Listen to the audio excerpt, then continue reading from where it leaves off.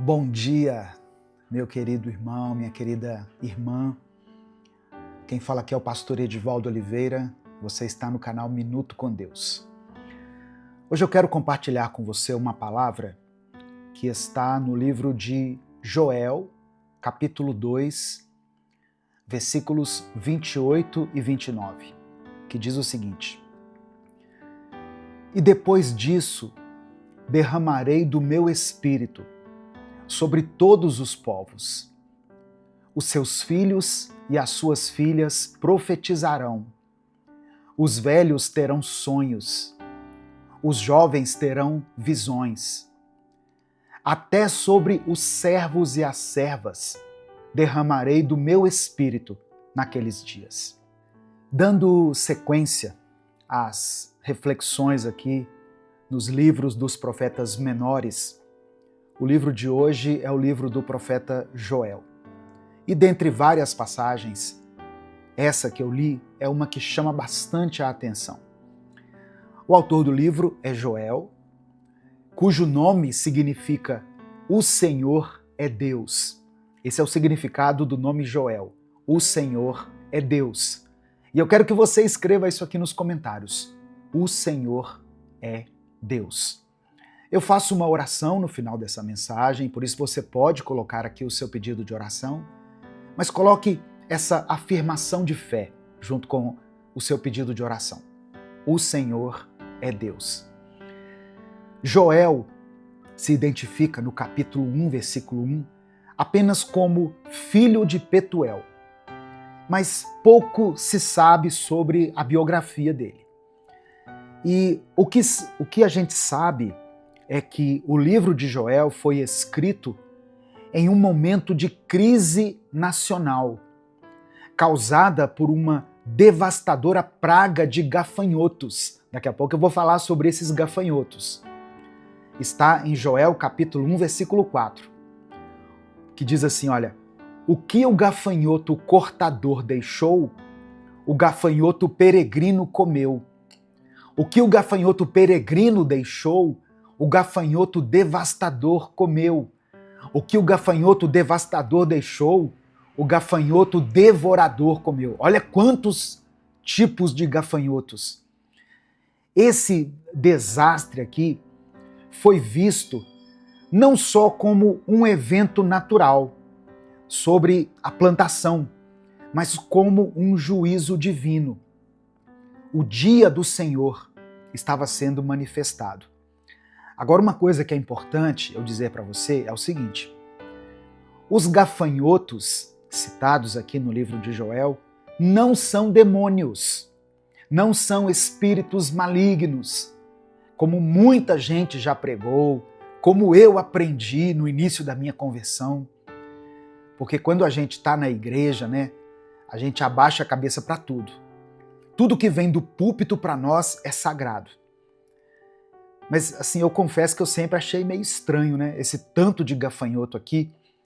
E as pessoas falavam sobre isso de maneira que nós tínhamos medo desses gafanhotos, de como esses gafanhotos iriam arrasar com a nossa vida, roubar as nossas finanças, principalmente.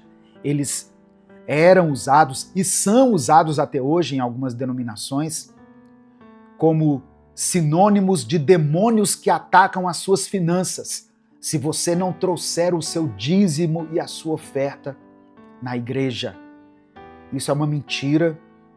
Esses gafanhotos aqui não são demônios, não são espíritos malignos, eles são gafanhotos mesmo, que devastaram a colheita.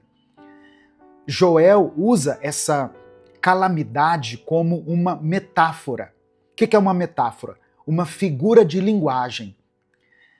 E ele fala disso como prenúncio de um juízo ainda maior que viria. Mas ele também anuncia aqui no seu livro um tempo de arrependimento, restauração e principalmente de derramamento do Espírito. Então, assim, o tema que costura todo o livro de Joel é o dia do Senhor. uma expressão que aparece várias vezes, se referindo a vários juízos históricos e também a alguns eventos futuros escatológicos. Depois de chamar o povo ao arrependimento, Joel anuncia algo extraordinário. Ele diz que Deus derramaria o Espírito Santo sobre todos, homens, mulheres, jovens, idosos, livres e escravos. É importante a gente perceber no livro de Joel que há um contraste radical com a realidade religiosa do Antigo Testamento. Por que eu estou dizendo isso? Lá no Antigo Testamento, o Espírito de Deus era derramado apenas sobre pessoas específicas, sobre profetas, reis e juízes. E aí chega Joel e diz o seguinte: Deus derramará do seu Espírito sobre todos. O Espírito de Deus será derramado sobre todas as pessoas. Então, isso aqui aponta para uma nova fase na história da salvação. O tempo da igreja. O tempo que nós estamos vivendo hoje. Aleluia. E o cumprimento dessa promessa, escrita lá no passado pelo profeta Joel, começa em Atos capítulo 2.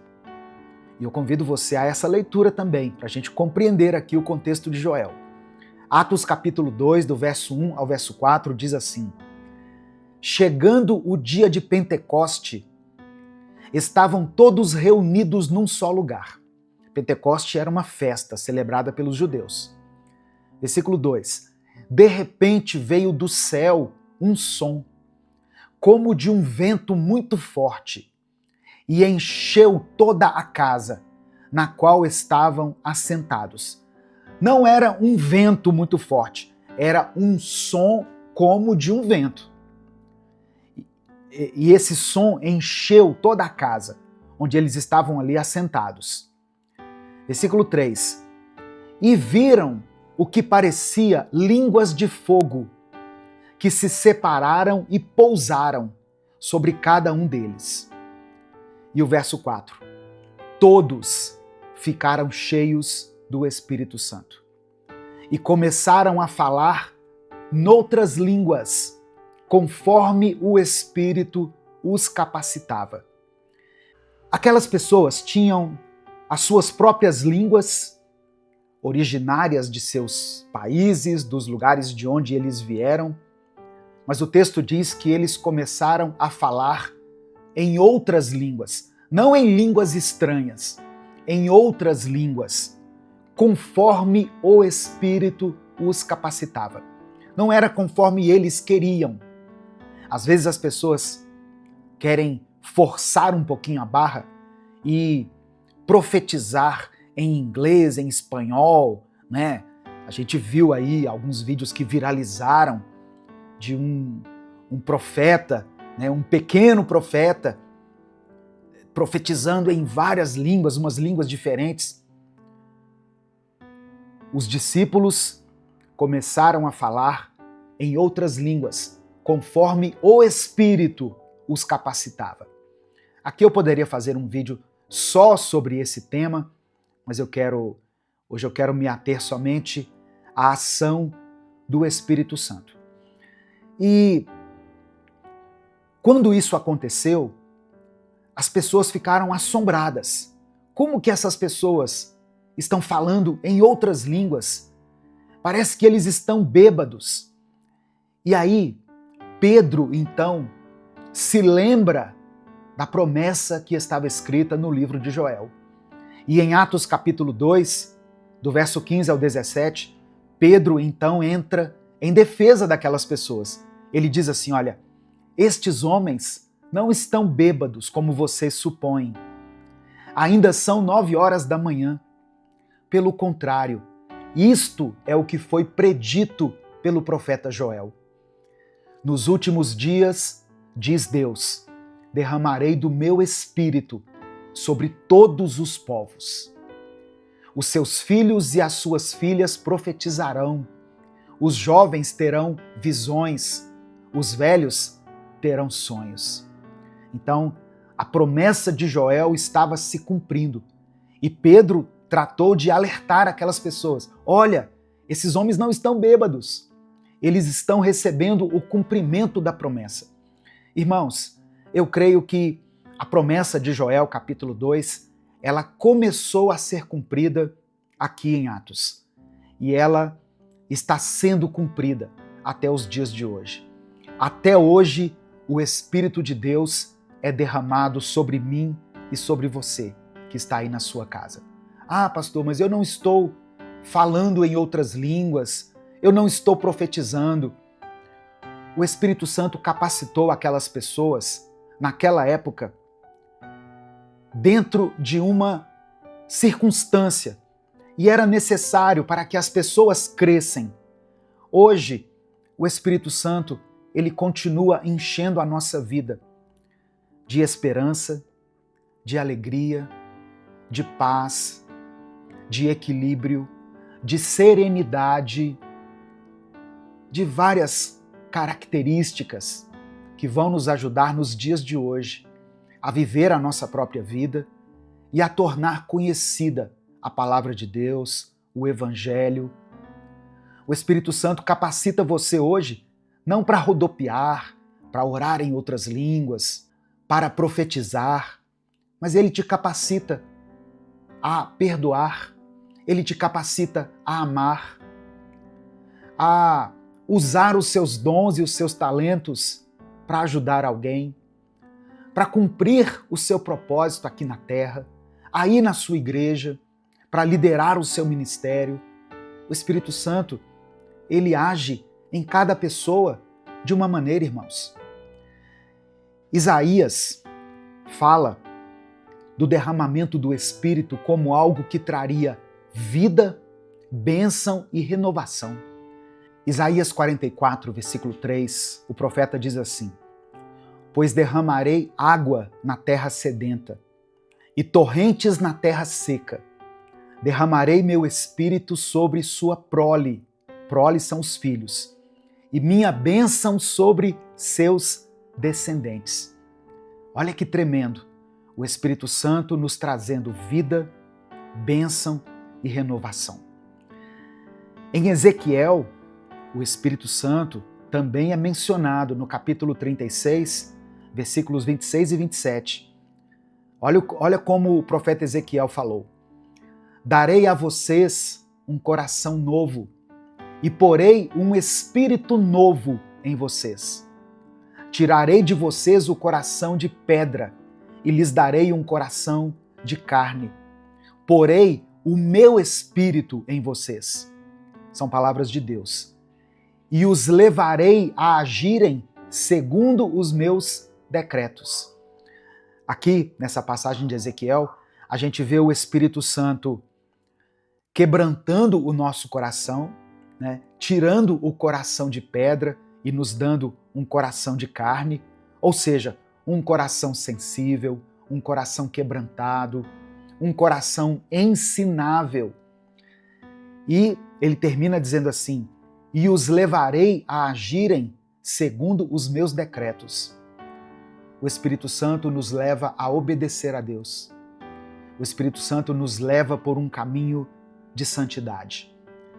E para encerrar essa reflexão, antes da gente orar, no final da mensagem eu vou orar por você, viu? Escreva aqui nos comentários o seu pedido de oração. Eu quero mencionar João capítulo 7, palavras de Jesus, nos versículos 38 e 39. Olha o que ele diz: quem crer em mim, como diz a Escritura, do seu interior fluirão rios de água viva.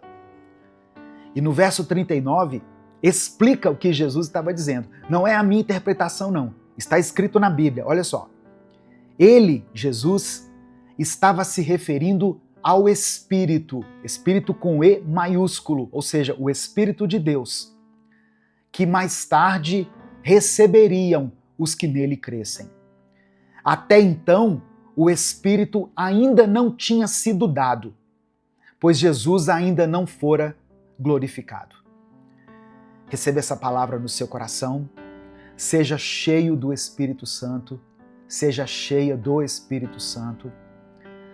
Talvez você esteja vivendo um tempo difícil na sua vida.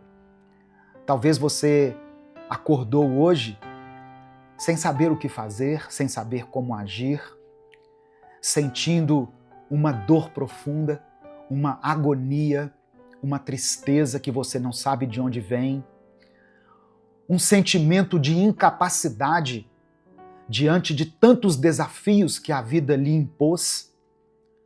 Deus te dá o Espírito Santo.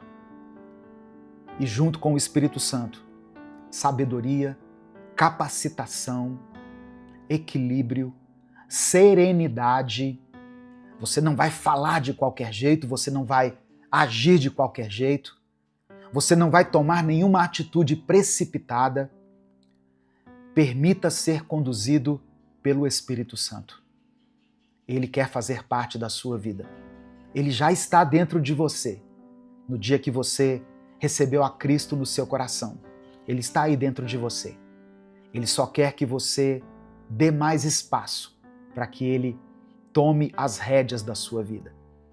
Amém? Receba essa palavra no seu coração, em nome de Jesus. Nesse momento eu quero orar junto com você, eu quero orar por você. Se o Espírito Santo te lembrar de alguma situação específica, escreva ela aqui nos comentários. Se existe alguém por quem você está intercedendo, coloque o nome dessa pessoa aqui. Vamos orar por ela, vamos orar pelo seu filho, pela sua filha, pela sua mãe, pelo seu pai, por essa pessoa aí da sua família que está lá no hospital, que vai passar por um procedimento cirúrgico, por essa pessoa que você conhece que está passando por um momento de quimioterapia, de radioterapia. Vamos apresentar todas essas pessoas aqui diante do Senhor. Amém? Vamos falar com Deus nesse momento. Senhor, meu Deus e meu Pai, obrigado pela Tua palavra, obrigado pelo Teu amor. Nós declaramos aqui nos comentários, o Senhor é Deus. Cremos que o Senhor é Deus. Cremos que Tu tens o controle sobre todas as coisas, sobre todas as circunstâncias. Ó Deus, e nós cremos que o Senhor veio em carne através de Jesus Cristo.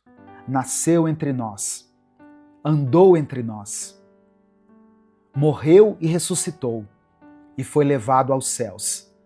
E hoje Jesus está sentado à direita do Pai, de onde intercede por nós.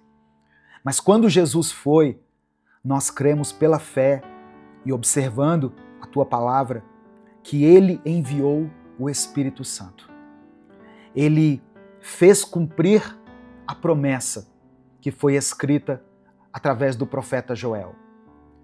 E todos nós, hoje, podemos receber o Espírito Santo, sermos cheios da glória de Deus e da presença de Deus.